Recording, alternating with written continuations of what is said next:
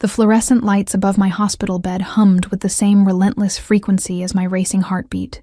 Each buzz felt like a countdown, marking the seconds until everything in my pathetic excuse for a life would inevitably collapse. The antiseptic smell burned my nostrils, mixing with the metallic taste of fear that had been coating my tongue for the past 3 hours. My hands trembled as I clutched the crumpled phone bill notice, the final warning before disconnection. $237. It might as well have been $2 million. The number blurred through my tears as I stared at it, my vision swimming from exhaustion and the medication they'd pumped into me after the accident. The accident. Even thinking about it made my ribs ache where the seatbelt had dug in, where the steering wheel had pressed against my rounded belly when that drunk driver slammed into my ancient Honda. 28 weeks pregnant, alone, and now facing medical bills that would bury me deeper than I already was. I could hear other patients down the hallway, crying babies, worried families discussing treatment plans with voices full of hope and financial security. Everything I didn't have. The thin hospital gown felt like tissue paper against my skin, offering no protection against the cold reality of my situation. My fingers found my phone, the screen cracked from the impact but still functional. I needed to call someone, anyone, who might help. My sister lived 3 states away with her own family to worry about. My parents had made their position clear when I'd shown up pregnant and unmarried. I was on my own. But there was Marcus's old phone, the one he'd left behind when he vanished 2 months ago with whatever cash I'd managed to save. I remembered him mentioning something about a contact, someone who could help with money troubles. Desperately, I scrolled through his contacts, looking for anything that seemed promising. There. A number listed simply as V. No name, no context. But it was the only lead I had. My thumb hovered over the call button. What did I have to lose? Pride? I'd lost that months ago when I started showing and couldn't hide the truth anymore. The dial tone echoed in my ear once, twice. On the 3rd ring, a voice answered. Deep, controlled, with an accent that suggested expensive cigars and even more expensive suits. You're either very brave or very stupid, calling this number.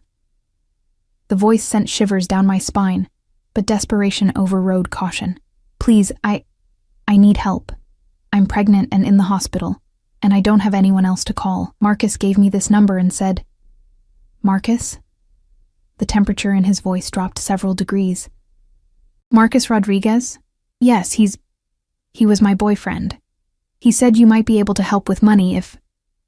A long silence stretched between us, filled only by the distant sounds of hospital machinery. When he spoke again, there was something different in his tone, something that made my blood run cold. Where are you? I shouldn't have told him. Every instinct screamed at me to hang up, but the mounting pile of medical bills and the growing life inside me made the decision for me. St. Catherine's Hospital, room 314. Don't move. The line went dead. I stared at the phone, my heart hammering against my ribs. What had I just done? Who was this man? And why had Marcus's name affected him so dramatically? The air in the room seemed thicker now, charged with an energy I couldn't identify. 20 minutes passed in agonizing silence before I heard them. Footsteps in the hallway. Not the soft-soled shoes of nurses or the casual stride of visitors. These were different. Purposeful. Expensive leather against linoleum, accompanied by the subtle rustle of fine fabric.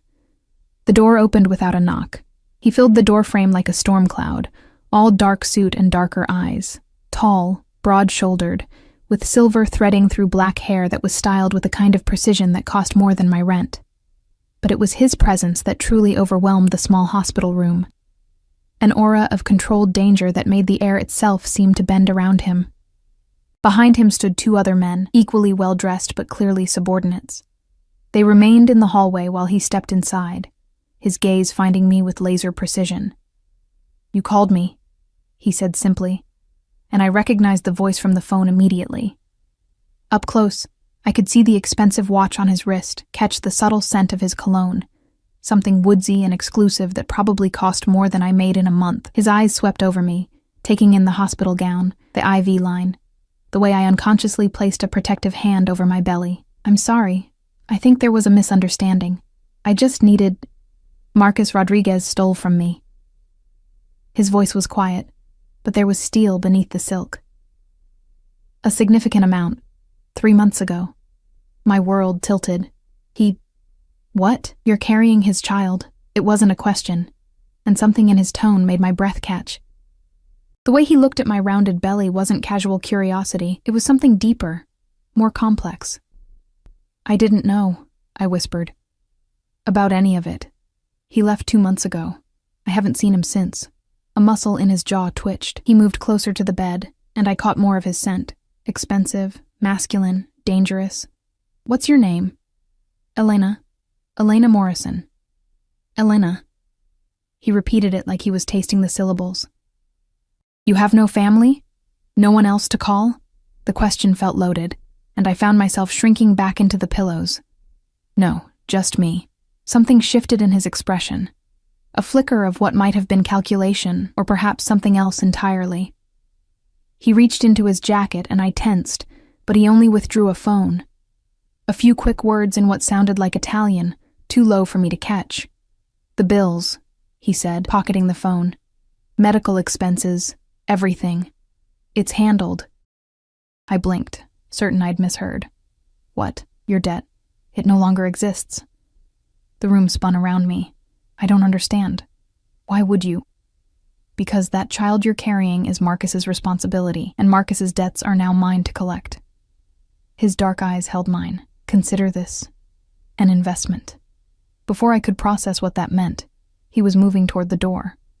But he paused at the threshold, turning back with an expression I couldn't read. Rest, Elena. You'll need your strength.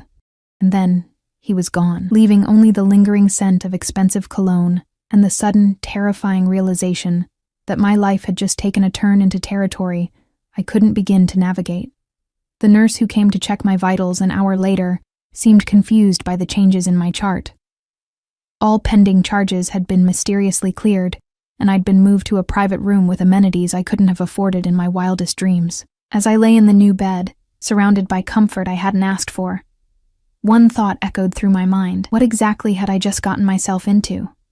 The private room felt like stepping into a different world, one where people like me didn't belong. Floor-to-ceiling windows offered a view of the city skyline. Plush chairs replaced the standard plastic hospital furniture, and the bathroom was larger than my entire studio apartment. Every surface gleamed with the kind of cleanliness that money could buy, and the silence was broken only by the soft hum of what I assumed was a very expensive air filtration system. I hadn't slept. Every time I closed my eyes, I saw his face, those dark eyes that seemed to see straight through me, the way he'd moved with predatory grace, the casual authority in his voice when he'd erased my debt with a phone call. The memory sent shivers through me, a confusing mix of fear and something else I didn't want to examine too closely. A soft knock interrupted my spiraling thoughts. I expected another nurse, but instead, a woman in an elegant pantsuit entered, carrying what looked like designer shopping bags. She was perhaps 40, with the kind of polished appearance that suggested she was accustomed to expensive things. Miss Morrison? I'm Catherine Rossi. Mr. Volkov asked me to bring you some things. Volkov. So that was his name. It suited him. Harsh consonants and hidden depths. I don't need anything, I started.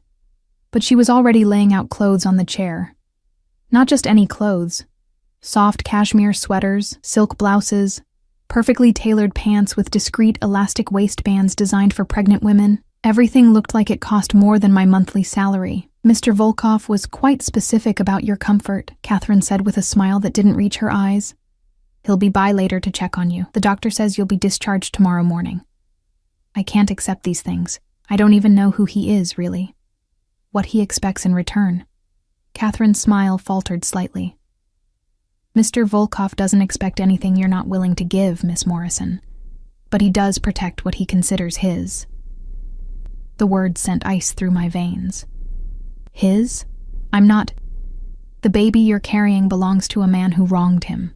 That makes you significant to his interests. She smoothed invisible wrinkles from one of the sweaters. I'd suggest you don't fight this too hard. Viktor Volkov isn't a man who accepts refusal gracefully. Viktor. Another piece of the puzzle that was my mysterious benefactor. As Catherine left, I found myself staring at the clothes, my mind reeling. What had Marcus done, exactly? And why did I feel like I'd just been claimed by something far more dangerous than I could handle? The rest of the morning passed in a blur of medical examinations and discharge paperwork that I didn't have to sign. Apparently, everything had been handled by Mr. Volkov's people. My doctor, Dr. Hayes, seemed both impressed and slightly nervous about my sudden change in circumstances. Your new guardian has arranged for the finest prenatal care in the city, he said, adjusting his glasses. Dr. Marianne Cross will be taking over your case. She usually only treats celebrities and very wealthy clients. Guardian? The word stuck in my throat. Well, I'm not sure what else to call him. He's covered all your medical expenses, both past and future, and arranged for a car to take you home. Dr. Hayes glanced at his clipboard. He also left instructions that you're to have complete bed rest for the next week, with daily check-ins from a private nurse. By the time I was wheeled to the hospital entrance that afternoon, my head was spinning with the unreality of it all. The car waiting for me wasn't a taxi or an Uber. It was a sleek black Mercedes with tinted windows and a driver in a crisp suit who tipped his cap when he saw me. Miss Morrison, I'm James. Mr. Volkov sent me to take you home. The ride through the city felt surreal. I watched familiar streets pass by through bulletproof glass, because of course it was bulletproof, while sitting on leather seats that probably cost more than my car had been worth. James drove with the kind of awareness that suggested he was more than just a chauffeur, his eyes constantly checking mirrors, taking routes that seemed designed to avoid main thoroughfares. When we pulled up in front of my building, I felt embarrassment wash over me. The peeling paint on the exterior walls, the broken buzzer system, the general air of decay. It all looked so much worse from inside a luxury vehicle. I can manage from here, I said, reaching for the door handle. I'm afraid I need to see you safely inside, Miss Morrison, Mr. Volkov's orders. My apartment on the 3rd floor had never looked so small or shabby. James took in the cramped space, the second-hand furniture, the water stain on the ceiling, without any visible reaction. But I saw him make a mental note of the broken lock on the fire escape window, the way the front door frame was slightly warped. Mr. Volkov will want to know about security, he said carefully. This building isn't adequate. It's what I can afford, I snapped, then immediately felt guilty. None of this was James's fault. Mr. Volkov anticipated this. He's asked me to give you this. James handed me an envelope, thick and cream-colored. He'll be in touch soon. After he left, I stared at the envelope for a long time before opening it. Inside was a key, heavy, modern, expensive-looking, and an address written in bold, masculine handwriting. There was also a note. Elena, your current living situation is unacceptable for someone carrying Marcus's child. The attached address is a secure apartment, fully furnished, with appropriate medical facilities nearby. You'll find everything you need has been provided. This is not a request. I sank onto my threadbare couch, the note trembling in my hands. He was trying to move me, control where I lived, what I did. The rational part of my brain screamed that this was exactly how dangerous men isolated their victims. But the other part, the part that was tired of struggling, tired of being afraid, whispered that maybe having someone powerful enough to solve my problems wasn't entirely terrible. That night, I barely slept. Every sound in the building seemed amplified. Footsteps in the hallway, doors slamming, the couple next door fighting as usual. But now, instead of just being annoying, these sounds felt threatening. What if Marcus had enemies besides Victor? What if word got out that I was connected to whatever he'd done? Around 2 a.m, I heard something that made my blood freeze. The sound of my front door handle being tested. Slowly, carefully, as if someone was checking whether it was locked. I held my breath, my hand instinctively moving to my belly. The sound came again, followed by what sounded like whispered voices in the hallway. My ancient building had thin walls, but I'd never heard voices this late, this quiet, this purposeful. My phone was across the room on the kitchen counter. I started to move toward it when I heard the distinct sound of someone working on the lock. The scratching, metallic noise was unmistakable. Someone was trying to pick their way into my apartment. Panic flooded my system. I grabbed the baseball bat Marcus had left behind, one of the few useful things he'd abandoned, and crept toward the window. The fire escape James had noted as a security weakness was also my only exit route, if whoever was at my door managed to get in. The lock clicking open was the loudest sound I'd ever heard. Elena Morrison? The voice was unfamiliar, rough with an accent I couldn't place. "We know you're in there, sweetheart. We just want to talk about your boyfriend." Ex-boyfriend. I wanted to scream, but terror had stolen my voice. I heard footsteps entering my apartment. At least 2 sets, maybe 3. "Marcus owes some very bad people money," another voice said, this one closer to my bedroom door. "We heard he left you with something valuable. A little insurance policy, you might say. The baby." They were talking about my baby. "Now, we know Volkov thinks he's claimed you. But see, Marcus owed us first. That makes you our business until his debt is settled." I was pressed against the fire escape window, my hands shaking so badly I could barely work the latch. The window hadn't been opened in years, and the paint had sealed it shut. I pulled desperately at the frame while listening to them move through my apartment. Searching. "She's not in the living room. Check the bedroom." The window suddenly gave way with a loud screech of metal on metal. I didn't hesitate. I climbed through onto the fire escape, my pregnant belly making the movement awkward and terrifying. The metal was cold against my bare feet, and the October night air cut through my thin pajamas like knives. I was fumbling with my phone, trying to dial 911, when I heard them discover the open window. But instead of pursuit, I heard something unexpected, the sound of my front door being kicked in from the outside, followed by shouts, gunshots, and what sounded like a small war erupting in my apartment.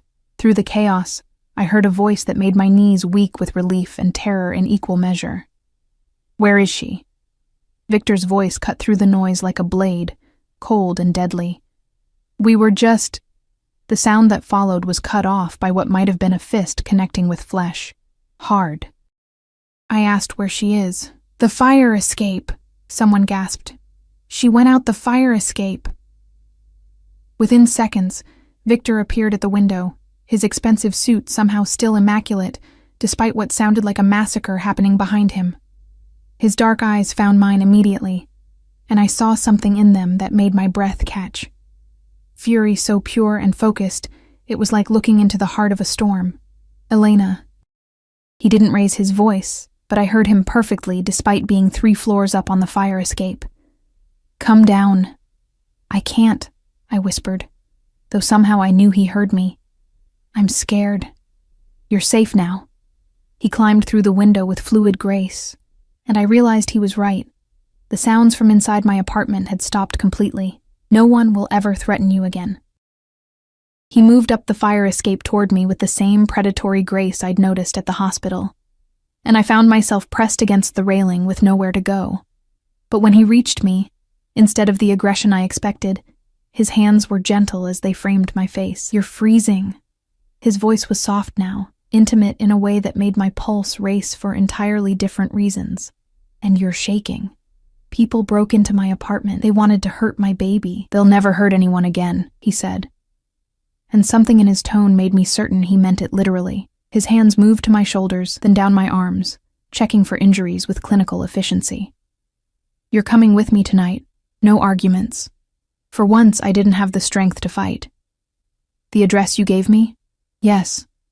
It's time you saw what proper protection looks like." He helped me down the fire escape with surprising gentleness, his hands steady and sure as he guided me past each ladder. When we reached the second-floor window, Mrs. Chen's apartment, she was peeking through her curtains with wide, frightened eyes. "Everything is fine now," Victor told her calmly. "There may be some police questions, but you saw nothing." "Understood." Mrs. Chen nodded rapidly and disappeared from the window. By the time we reached the ground floor, there were 3 black cars waiting in the alley behind my building. Victor's men moved with silent efficiency, some going into the building, others taking positions around the cars. I noticed that James was among them, his chauffeur's cap replaced with what looked like tactical gear. "The police," I started. "We'll find a burglary gone wrong," Victor said, opening the door to the middle car. 3 career criminals with extensive records. Very sad. Very final. I should have been horrified by the implication. Instead, all I felt was relief that the men who'd threatened my baby were no longer a problem. What did that say about me? The ride across the city took us through neighborhoods that grew progressively more expensive, until we were gliding through streets lined with the kind of buildings that had doormen and private security. The apartment Victor brought me to was in a converted pre-war mansion, all brick and limestone with the kind of architectural details that spoke of old money and older power. The elevator required a key to access the top floor, and when the doors opened, I stepped directly into what could only be described as a penthouse that had been designed by someone with unlimited resources and exquisite taste. Floor-to-ceiling windows offered a panoramic view of the city, while the interior was a study in luxury. Hardwood floors that gleamed like mirrors, furniture that belonged in museums, artwork that I was fairly certain was original rather than reproduction. But despite the opulence, everything felt strangely warm, lived in, rather than simply expensive. "The master suite is through there," Victor said, gesturing toward a hallway. "Everything you need has been provided. Catherine will be by tomorrow to help you settle in." I turned to face him, suddenly aware that we were alone for the first time since that moment in the hospital room. "Why are you doing this?" "Because Marcus took something from me, and I always collect what's owed." His dark eyes held mine. "But also because you called me. In your desperation, your fear. You reached out to me. That makes you mine to protect. I'm not a thing to be owned." "No," he agreed, moving closer. "You're something far more precious. You're carrying a piece of the puzzle I need to solve. But more than that," he reached out to touch my face, his thumb tracing my cheekbone with surprising gentleness. "You're Elena, and I find myself interested in your well-being." The way he said my name, the heat in his eyes, the careful way he touched me, it all made my pulse race in ways that had nothing to do with fear. This was dangerous territory, and I knew it. "I should thank you," I managed. "For tonight, for saving me." "You can thank me by staying safe, by letting me take care of you and the baby." His hand moved from my face to rest lightly on my rounded belly, and I felt the child inside me respond with a flutter of movement. "By trusting me." Trust. Such a simple word for something so complicated. But as I stood there in his impossibly beautiful apartment, surrounded by luxury I'd never dreamed of, protected by a man whose mere presence commanded respect and fear in equal measure, I realized that trust might be the only currency I had left to spend. "Okay," I whispered. "I'll try." Something shifted in his expression. Satisfaction, perhaps, or something deeper. "Good. Rest now, Elena. Tomorrow we begin the real work of keeping you safe." As he turned to leave, I called after him. "Victor?" He paused at the elevator, looking back with raised eyebrows. "What exactly did Marcus steal from you?" For a moment, I thought he wouldn't answer. Then, a smile that was more predator than man curved his lips. "Everything that mattered to me at the time. But I'm beginning to think he may have led me to something far more valuable in return." The elevator doors closed behind him, leaving me alone with luxury I didn't understand, protection I hadn't asked for, and the growing certainty that Viktor Volkov was going to change my life in ways I couldn't even begin to imagine. 3 days in Viktor's penthouse apartment had given me time to understand just how thoroughly my life had been transformed. The marble bathroom was larger than my old apartment's living room. The walk-in closet contained an entire wardrobe in my exact size. All designer maternity wear in colors that somehow perfectly complemented my complexion, and the kitchen was stocked with organic foods I'd only ever seen in expensive grocery stores I couldn't afford to shop in. But it was the small details that truly drove home the extent of Viktor's control over my new reality. Fresh flowers appeared daily, arranged by invisible hands. The temperature was always perfect. My prenatal vitamins sat beside crystal glasses that were refilled with fresh water every few hours. Even my phone had been replaced with a new model. Encrypted, Viktor had explained, for security purposes. I spent most of my time by the floor-to-ceiling windows, watching the city spread out below like a living map of the world I'd been lifted from. From this height, my old neighborhood was invisible, lost somewhere in the urban sprawl that seemed both distant and foreign now. Sometimes I caught myself wondering if my previous life had been real, or just some extended nightmare I was finally waking up from.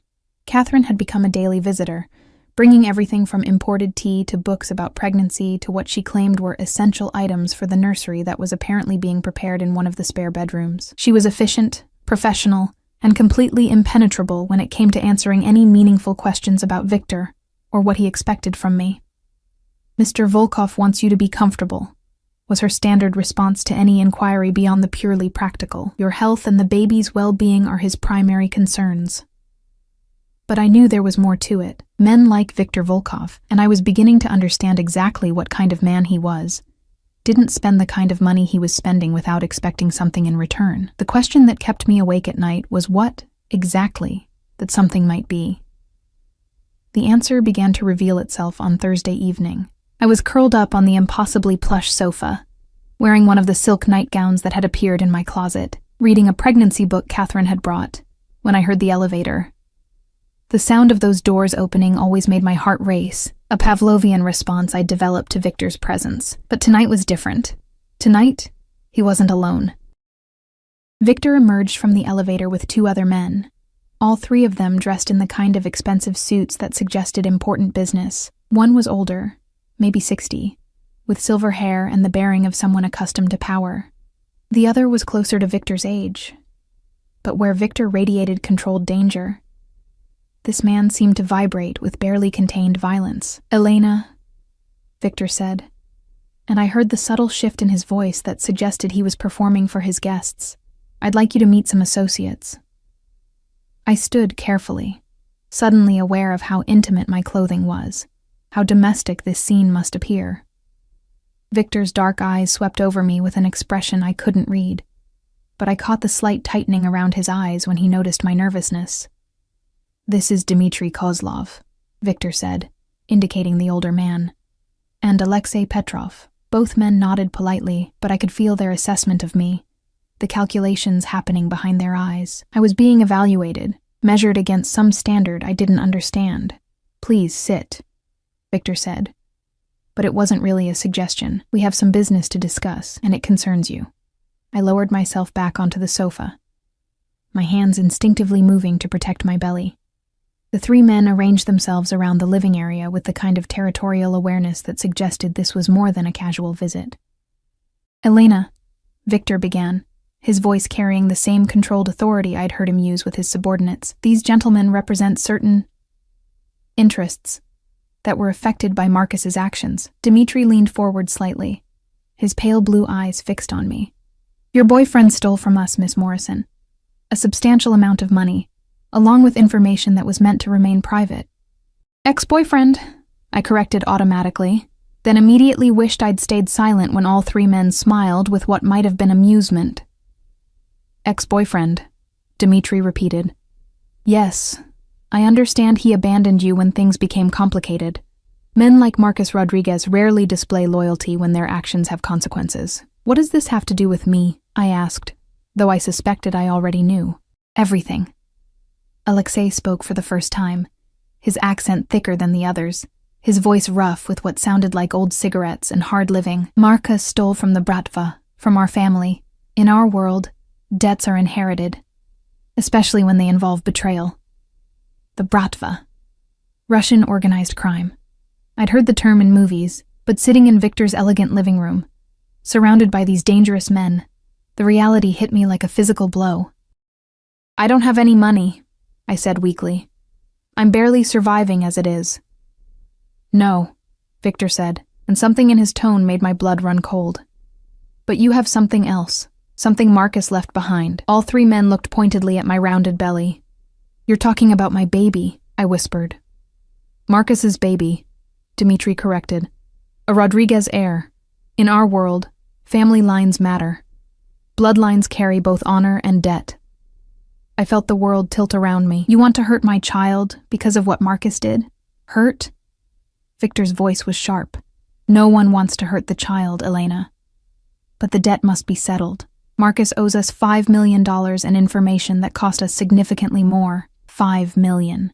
The number was so impossibly large that my mind couldn't process it. "I don't understand what you expect me to do about that." Victor moved to sit beside me on the sofa, close enough that I could smell his cologne, feel the heat radiating from his body. There are several options, he said carefully. The most traditional would be for the child to work off the debt once he or she comes of age. 20 years of service to the organization. Perhaps 30, depending on the agreed terms. The room spun around me. You're talking about enslaving my child. We're talking about honor, Alexei said harshly. About family responsibility. In Russia, when a man dies owing debts, his children inherit the obligation. Marcus isn't dead, I protested. He might as well be, Dmitri said with grim satisfaction.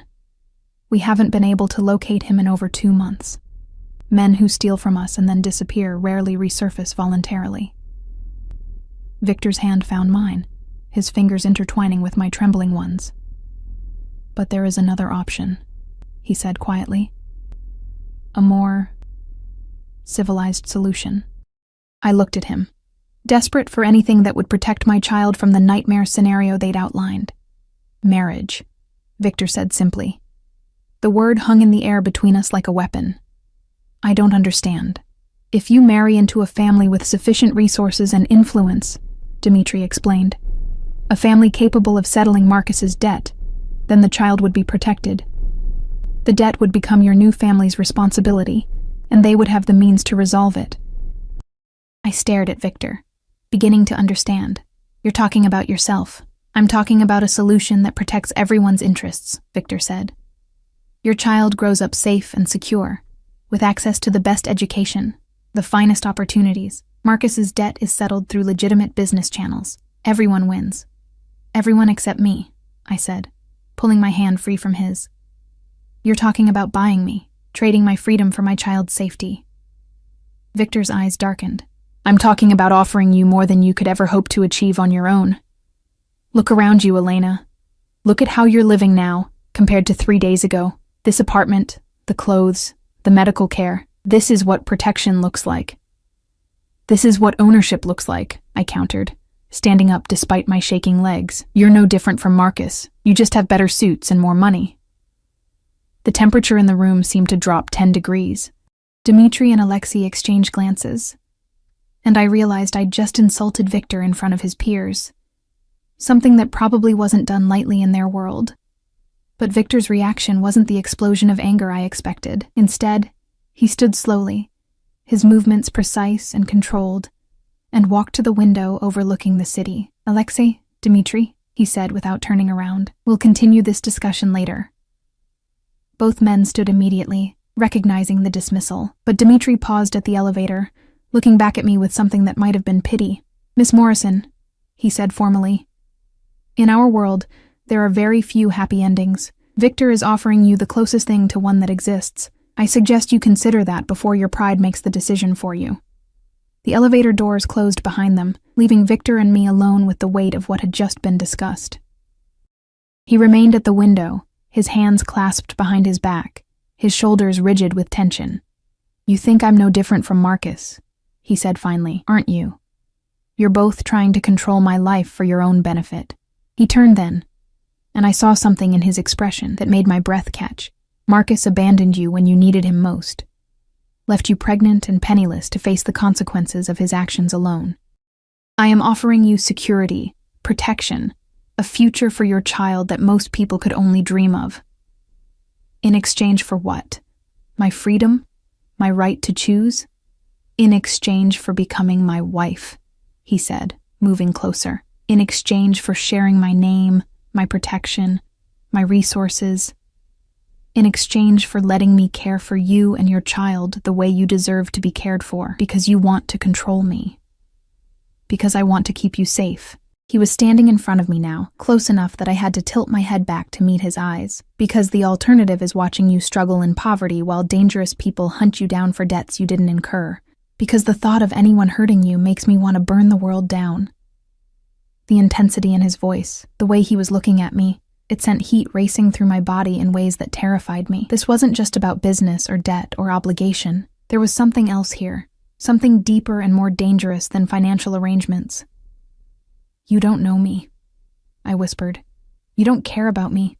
I'm just a problem to be solved. Aren't you?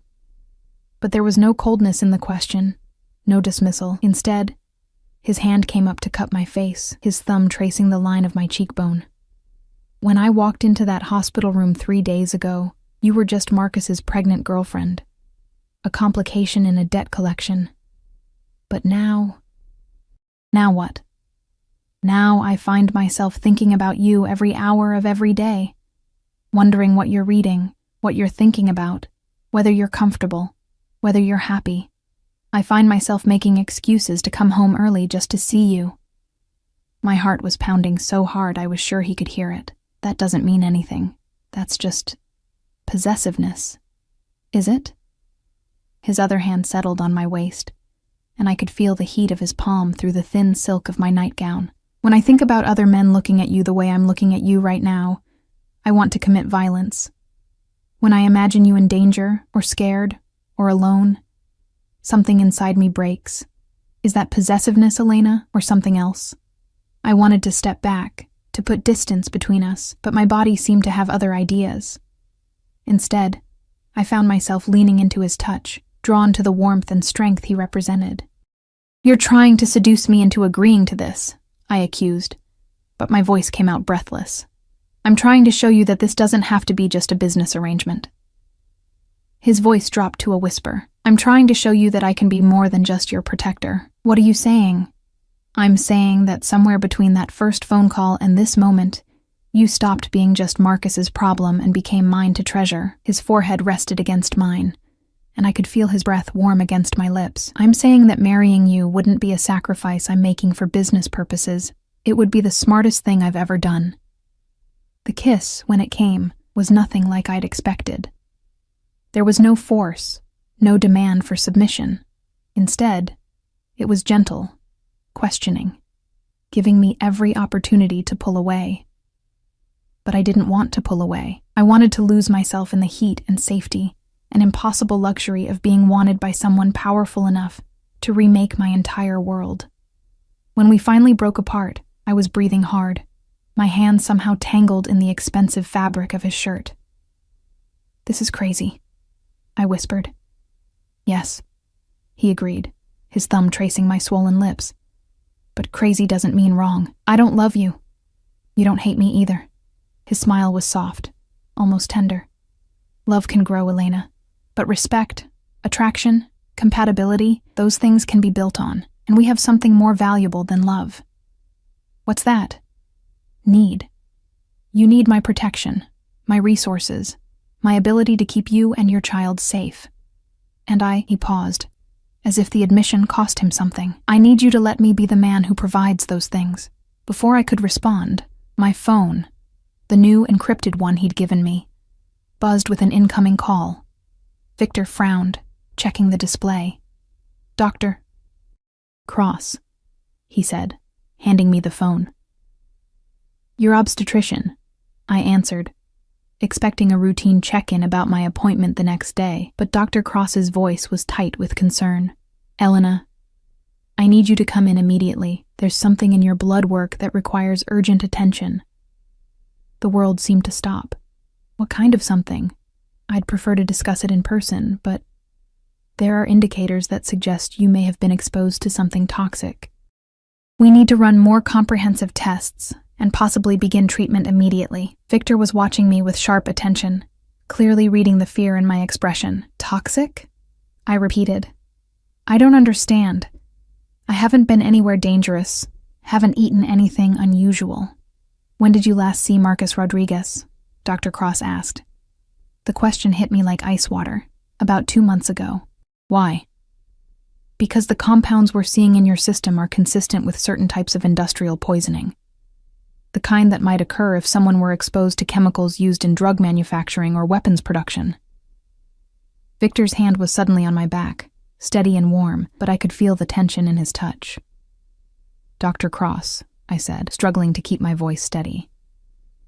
"Is my baby? We don't know yet. That's why I need to see you immediately."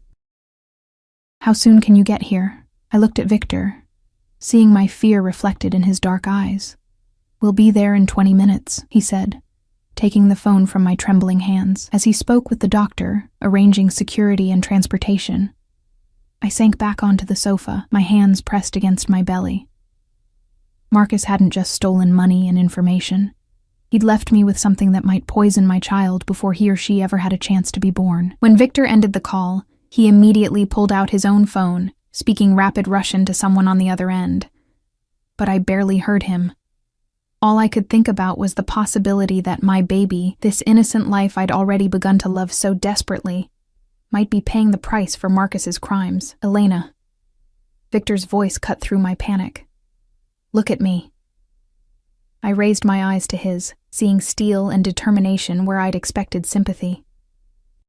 Whatever is happening, whatever Marcus exposed you to, we will fix it. I have the best doctors, the most advanced treatments, unlimited resources. Your baby will be fine. You don't know that. I know that I will not let anything happen to either of you. He knelt in front of me, his hands covering mine. But this changes things, Elena. This proves that Marcus's actions have consequences that go far beyond money or information. You're not just connected to his debt anymore. You're a victim of his choices. I understood what he was saying. The poisoning, if that's what it was, gave him even more leverage. More reasons why I needed his protection, his resources, his name. The marriage offer, I said quietly, is now more urgent than ever. He stood, already moving toward the elevator. Get dressed. We're going to the hospital, and then we're going to make some very important decisions about your future. As I watched him pace while waiting for the elevator, I realized that whatever choice I thought I had in this situation had just disappeared. Marcus had made sure of that, even in his absence. The question now wasn't whether I would accept Victor's protection, it was whether I would do it willingly, or be forced into it by circumstances beyond my control. Either way, I was beginning to understand that Viktor Volkov was about to become the most important person in my life, whether I wanted him to be or not. The medical center Victor took me to looked more like a luxury hotel than a hospital. Located in the most exclusive part of the city, it catered to people who expected privacy, discretion, and the kind of care that money couldn't just buy. It had to be inherited or earned through connections most people would never have. Door. Marianne Cross was exactly what I'd expected from someone who treated celebrities and billionaires. Impeccably dressed, surgically precise in her movements, and expensive enough that her consultation fee probably exceeded my former monthly rent. But there was genuine concern in her eyes as she reviewed my test results, and that worried me more than anything.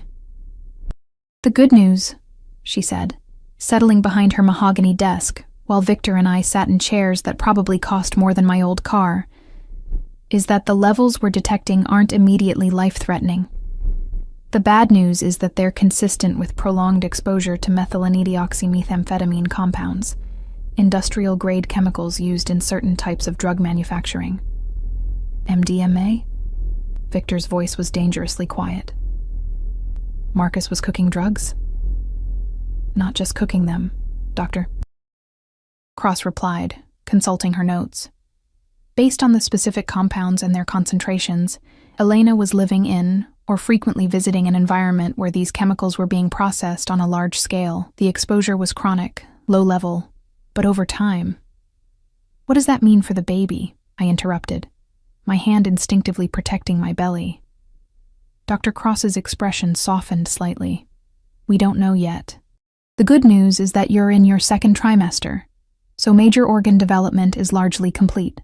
But we need to begin immediate chelation therapy to remove these toxins from your system, and we'll need to monitor the baby's development very closely. Chelation therapy? The medical terminology felt foreign and frightening. It's a process where we introduce compounds into your bloodstream that bind to the toxic metals and chemicals, allowing your body to eliminate them safely. It's intensive, requiring daily treatments for at least 2 weeks, possibly longer. Victor leaned forward. What are the risks? To Elena, minimal. The medications we'll use are safe during pregnancy and actually protective for the fetus, but the process is exhausting, and she'll need complete rest and monitoring throughout. And if we don't do it? Dr. Cross hesitated. The toxins could affect fetal brain development, cause premature labor, or lead to other complications we can't predict. Elena, how long were you living with Marcus in his current residence? The question hit me like a physical blow. About 8 months. We moved in together when I found out I was pregnant. And during that time, did you notice any unusual smells? Chemical odors that seemed out of place? I thought back to Marcus's apartment. Our apartment, I'd thought at the time. There had been smells, particularly in the basement storage area that Marcus had claimed was off limits because of plumbing issues. Sweet, acrid scents that made my head ache when I was downstairs doing laundry. The basement, I whispered. He said I shouldn't go down there because of the pipes, but sometimes the smell would come up through the vents. Victor's jaw was tight with controlled fury. He was running a lab in the building where you were living, where you were carrying his child. It appears so, Dr. Cross confirmed. Elena, I need to ask, are you still in contact with Marcus? Do you know where he might be now? No. He disappeared about 2 months ago. I haven't heard from him since. That timing is significant, Victor said grimly. 2 months ago was when he stole from us. He must have realized the lab was compromised and decided to run. Dr. Cross looked between us with professional discretion, clearly understanding that there were aspects to this situation she didn't want to know about. Regardless of the circumstances that led to the exposure, our priority now is Elena's health and the baby's safety. I'd like to start the first chelation treatment today, and I'll need Elena to remain here for observation for at least the next 48 hours. Here, I looked around the luxurious office. This place has inpatient facilities? Our most private wing, Dr. Cross confirmed. Given the sensitivity of the situation, Mr. Volkov has arranged for complete discretion. No one will know you're here except essential medical staff. As Dr. Cross began explaining the treatment process, I found my mind wandering to the larger implications of what we'd discovered. Marcus hadn't just stolen money and information. He'd been manufacturing drugs, probably supplying some very dangerous people. And he'd exposed my unborn child to industrial toxins in the process. But more than that, he'd left me as collateral damage in a war I hadn't even known was being fought. Elena? Victor's voice brought me back to the present. Dr. Cross is asking about your family medical history. I provided what information I could, but my thoughts kept circling back to the same terrifying realization. Without Victor's intervention, I never would have discovered the poisoning until it was too late. I would have continued living in ignorance while toxins damaged my child. Probably would have given birth to a baby with developmental problems that doctors would have attributed to genetics or bad luck. The first chelation treatment felt like liquid fire moving through my veins. Dr. Cross had warned me it would be uncomfortable, but the burning sensation was accompanied by nausea so severe I could barely keep down the antiemetic medications they gave me. Victor stayed beside my bed throughout the entire process, his hand holding mine while nurses monitored my vital signs and adjusted IV drips with practiced efficiency. When the nausea became overwhelming, he held my hair back while I was sick into a basin that cost more than most people's monthly salary. This is because of Marcus, I gasped between waves of illness. All of this, the debt, the poisoning, the danger, everything traces back to him. Yes, Victor said simply. He didn't try to sugarcoat it or offer false comfort, but that doesn't matter now. What matters is making sure you and the baby survive this. Why? The question came out more desperate than I'd intended. Why do you care so much? Really? It can't just be about the dead anymore. Victor was quiet for a long moment, his thumb tracing circles on the back of my hand. When he finally spoke, his voice was softer than I'd ever heard it. When I was 12 years old, my mother died because she couldn't afford proper medical care. We had money. My father was already successful in business. But she was too proud to ask for help when she started getting sick. By the time we realized how serious it was, the cancer had spread too far. I looked at him, seeing a vulnerability I hadn't expected. I swore that day that I would never let anyone under my protection suffer, because of pride or poverty or lack of resources. When I saw you in that hospital room, alone and terrified, carrying a child whose father had abandoned you both to face the consequences of his crimes, he shook his head. I couldn't walk away. I physically could not leave you to face that alone. So this is about your mother? This is about the fact that you called me when you had no one else to turn to? That makes you my responsibility, Elena. But somewhere between that call and now, it became more than responsibility. Before I could ask what he meant, Dr. Cross entered with a tablet full of test results. The chelation is working faster than I expected. she announced, checking my IV line. Your body is responding very well to the treatment, but I want to talk about long-term care. Long-term? Elena, even after we clear the toxins from your system, you're going to be at higher risk for complications throughout the rest of your pregnancy. You'll need specialized monitoring, nutrition support, stress reduction. Essentially the kind of comprehensive care that requires significant resources and complete lifestyle changes. Victor leaned forward. What kind of changes? No stress, no physical exertion beyond light walking, optimal nutrition, daily monitoring by medical professionals. She'll need to be in an environment where every aspect of her care can be controlled and optimized. I understood what she was saying. My cramped apartment, my minimum wage job, my complete lack of resources. None of that was compatible with the kind of care my pregnancy now required. There's something else, Dr. Cross continued. Because of the nature of the toxins, there's a possibility that other people Marcus was involved with might want to ensure that no evidence of their activities remains. You're talking about silencing witnesses, Victor said flatly. I'm talking about the fact that Elena's blood work could potentially implicate a lot of very dangerous people in very serious crimes. If word gets out about what we've discovered, she didn't need to finish the sentence. I was no longer just a pregnant woman caught up in her ex-boyfriend's debts. I was a walking piece of evidence that could destroy entire criminal enterprises. They'll try to kill me, I said quietly. They'll try, Victor corrected. But they won't succeed. Over the next 6 hours, as the chelation treatment continued, Victor's phone rang constantly. He stepped out to take most of the calls, but I caught fragments of conversation, discussions about security protocols, safe houses, legal strategies. Each conversation seemed to add another layer to the complex web of protection he was weaving around me. When Dr. Cross came in for the evening assessment, she had news that changed everything. Elena, the toxin levels in your blood are dropping faster than we anticipated, which is excellent. But there's something else. She consulted her tablet. The blood work revealed something we didn't expect to find. My heart stopped. Something wrong with the baby? No, something unusual about the paternity. Victor went very still beside me. I don't understand, I said. Dr. Cross looked uncomfortable.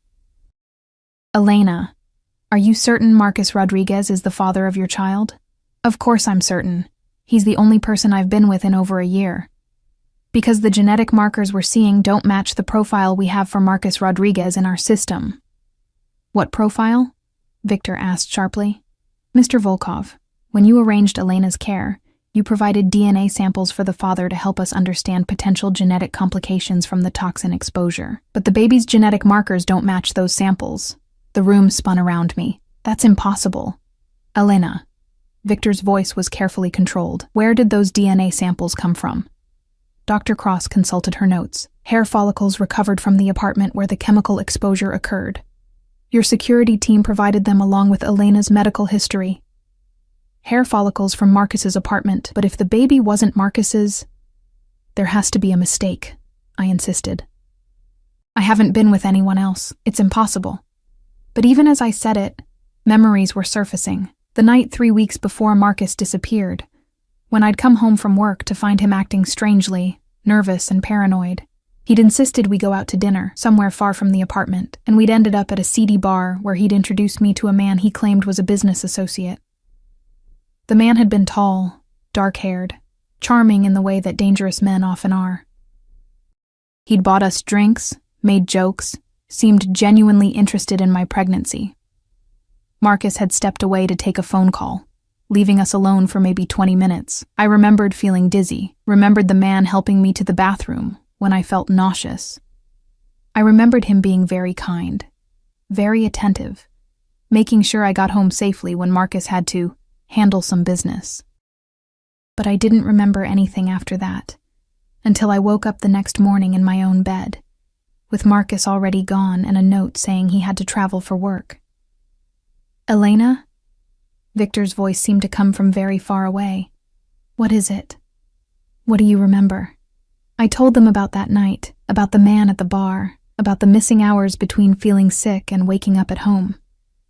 With each detail, Victor's expression grew darker, more dangerous.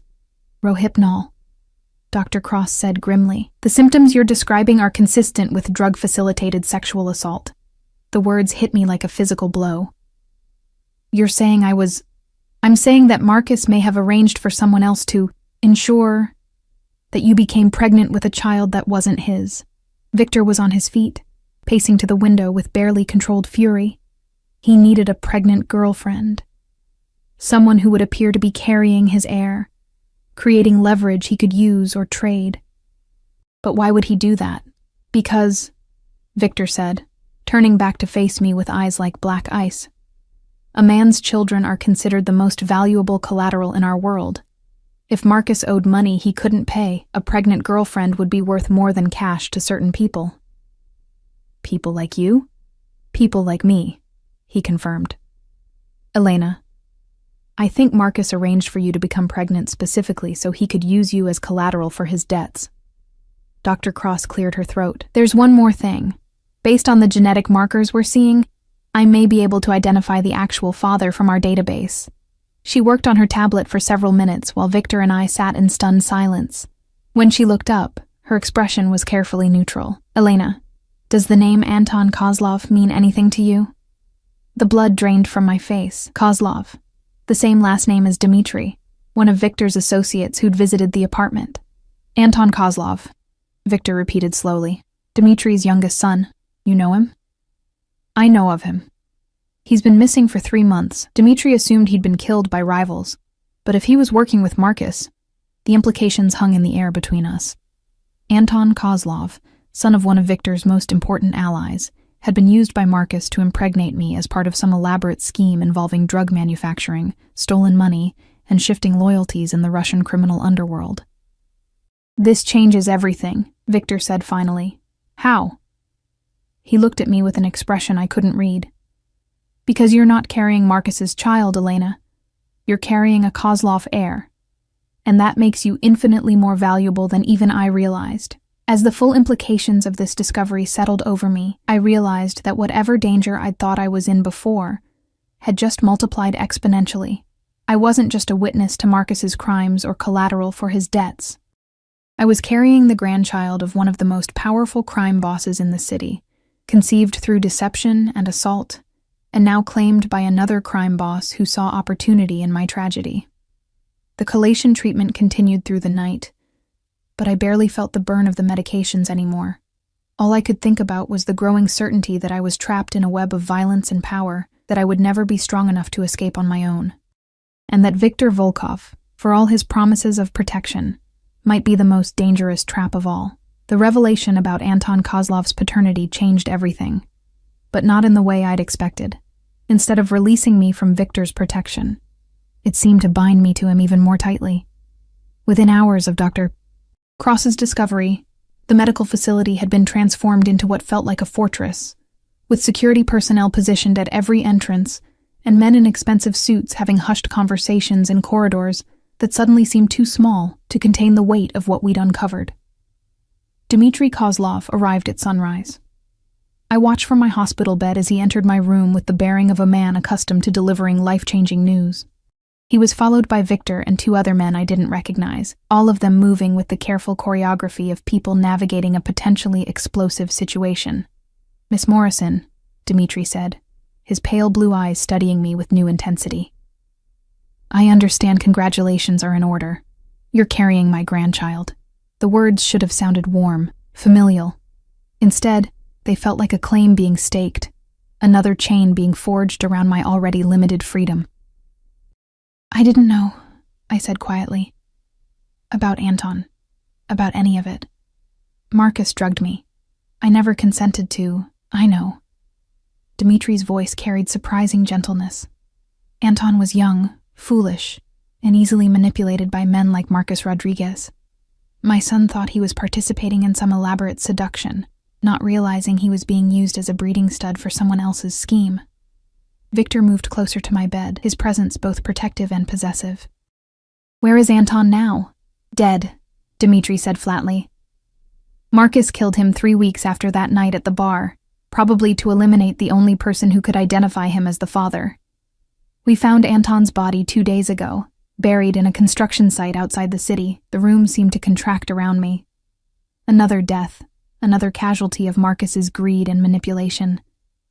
A young man I barely remembered who'd been used just as thoroughly as I had been. So, what happens now? I asked, though I suspected I already knew. Now, Dimitri said, settling into the chair beside my bed, we discuss the future of my grandchild. Over the next hour, they laid out their plans with the clinical precision of men dividing territory on a map.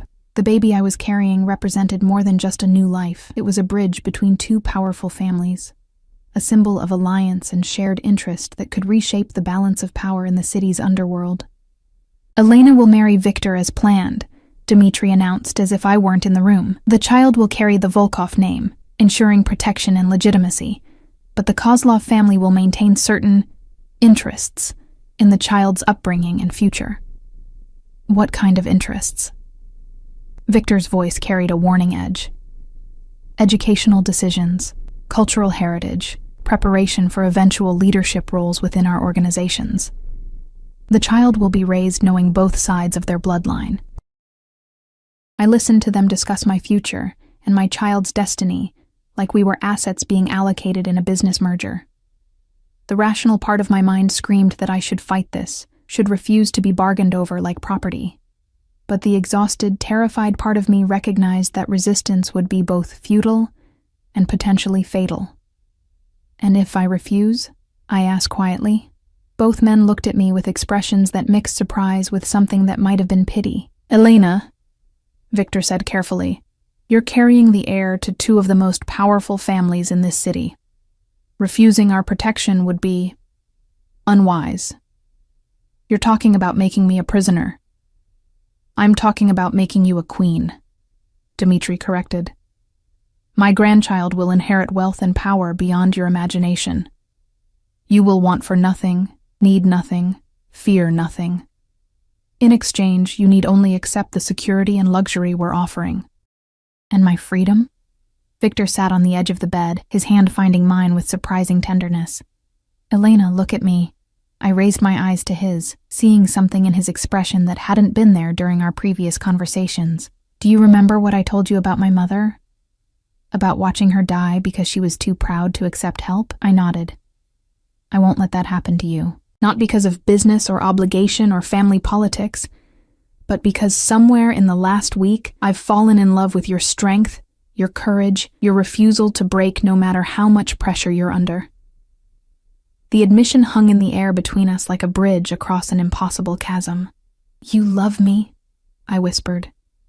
I love the woman who called a stranger for help when she had nowhere else to turn. I love the woman who stood up to dangerous men to protect her unborn child. I love the woman who's lying in a hospital bed, poisoned and terrified, and facing an impossible situation, and still asking about freedom instead of begging for safety. Dimitri cleared his throat meaningfully. Victor, perhaps this conversation would be better continued in private. No, Victor said without taking his eyes off mine. Elena deserves to hear this with witnesses. Elena, I'm not asking you to marry me because of business arrangements or family politics or debt collection. I'm asking you to marry me because I can't imagine my life without you in it. But you barely know me. I know that you have more courage than most men I've worked with. I know that you put your child's welfare above your own pride. I know that you make me want to be a better man than I've ever been before. His thumb traced across my knuckles. I know that when I thought those men in your apartment might have hurt you, I was prepared to start a war to avenge you. Victor. I could hear the uncertainty in my own voice, the way I was wavering between the safety he offered and the independence I'd always tried to maintain.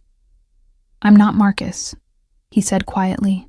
I will never abandon you or betray you, or put you in danger for my own benefit. I will spend my life making sure you and our children are safe, happy, and free to be whoever you choose to be. Our children? The baby you're carrying will be mine in every way that matters, Elena. Biology is just genetics. Family is choice, commitment, love. If you'll let me, I'll be the father Anton Kozlov never had the chance to be. Before I could respond, Dr. Cross entered with the day's test results and news that would change everything yet again.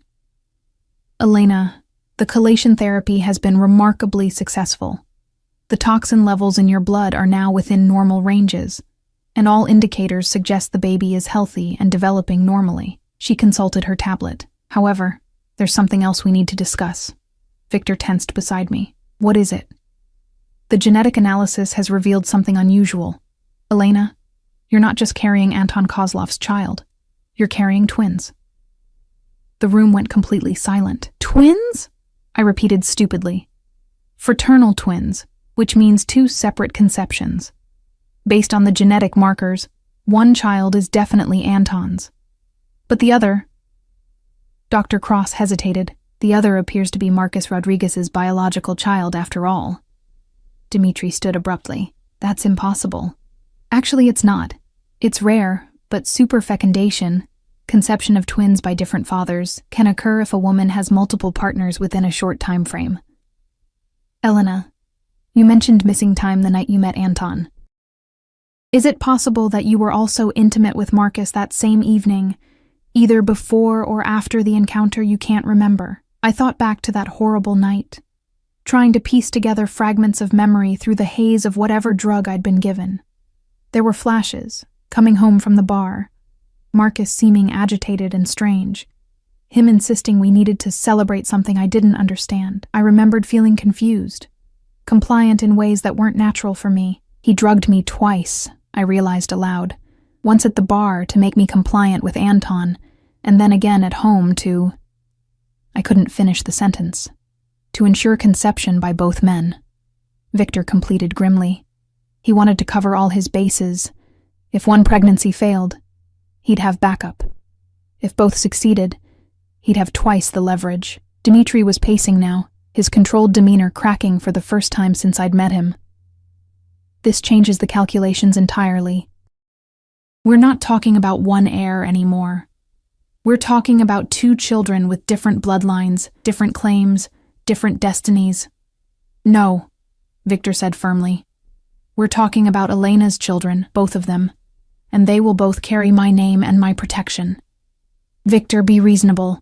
A Rodriguez heir will be raised as a Volkov, Victor interrupted. Biology doesn't determine family, Dmitri. Elena is going to be my wife, and these children are going to be my sons or daughters. End of discussion. The argument that followed was conducted in rapid Russian, with both men's voices rising as they debated the political and financial implications of twin heirs with different biological fathers, but I barely heard them. All I could think about was the fact that I was carrying 2 babies, one conceived through assault, one through manipulation, and both of them innocent of the crimes that had brought them into existence. Stop, I said quietly, but they continued arguing. Stop, I said louder, and both men turned to look at me. These are my children, I said, my hands moving protectively to my belly. Both of them. I don't care about bloodlines or politics or family alliances. They didn't choose to be conceived this way, and they deserve better than to be treated as pawns in your business arrangements. Victor moved back to my bedside immediately. Elena, you're right. I'm sorry. We got caught up in treating me like an incubator and them like property, I finished. I understand that you both have legitimate concerns about their future and their safety, but I won't let them be raised as weapons or symbols or political tools. Dmitri studied me with something that might have been newfound respect. What are you proposing? I'm proposing that we find a way to protect them that doesn't rob them of the right to choose their own futures. I'm proposing that any marriage arrangements be based on what's best for the children, not what's most advantageous for your organizations. And what do you think is best for them? Victor asked. I looked at him. This dangerous, powerful man who'd shown me more genuine care in a week than Marcus had in 8 months, and made the decision that would determine the rest of our lives. I think they need a father who will love them unconditionally, regardless of their biology. I think they need security and protection and opportunities that I could never provide alone. And I took a deep breath. I think I'm falling in love with the man who's been willing to start wars to keep me safe. Victor's hand tightened on mine. Elena, I'll marry you, I said, the words coming out stronger than I'd expected. Not because I'm forced to, not because it's the only choice I have, but because you've shown me what real protection looks like. Because you've treated me like someone worth fighting for instead of just another problem to solve. And the children will be Volkov's, I said firmly, looking at Dmitri, with the understanding that they'll learn about their heritage from both sides when they're old enough to understand. But their primary loyalty will be to each other and to the family that raises them with love. Dmitri considered this for a long moment. And if one day they choose to claim their Kozlov heritage, then we'll deal with that when it happens, Victor said, as a family. The old Russian nodded slowly. Very well. But I want regular contact with my grandchild. Holidays, birthdays, cultural education. Agreed, Victor said without hesitation. Over the following weeks, as my health improved and the babies grew stronger, the arrangements were finalized with the kind of efficiency that only unlimited resources could provide.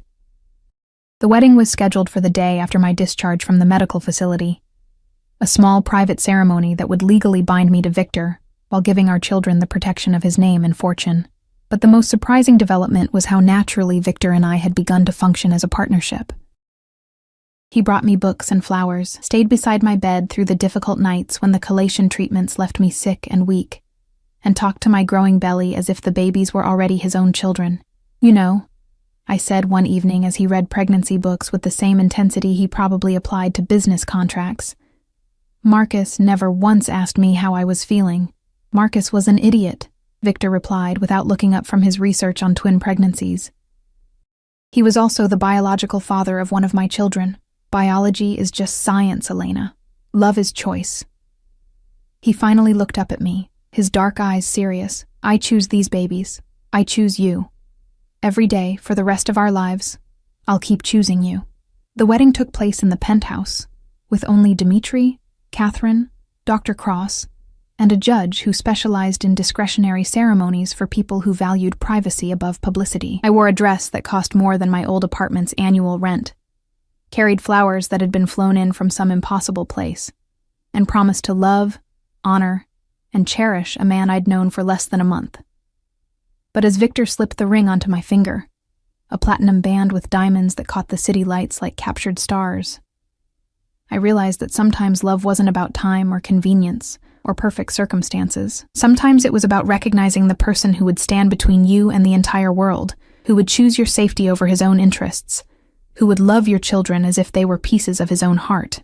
Elena Volkov, Victor said as the judge pronounced us married, and the name felt like coming home to a place I'd never known I was searching for. 6 months later, I delivered 2 healthy babies in the private medical facility where we'd discovered the truth about their conception. Victor was there for every moment of labor, holding my hand through contractions, whispering encouragement in Russian and English, crying when our son and daughter took their first breaths. "They're perfect," he whispered, holding our daughter while I cradled our son. Absolutely perfect. And they were. Despite everything, the drugs, the toxins, the violence and manipulation that had brought them into existence, they were healthy and strong and completely innocent of their complicated beginning. "What should we name them?" I asked. Victor looked at the babies with an expression of pure wonder. "Hope," he said finally, "because that's what they represent. And Anton, for the father who never got the chance to meet his son." "Hope and Anton Volkov," I repeated, testing the names. "I like it."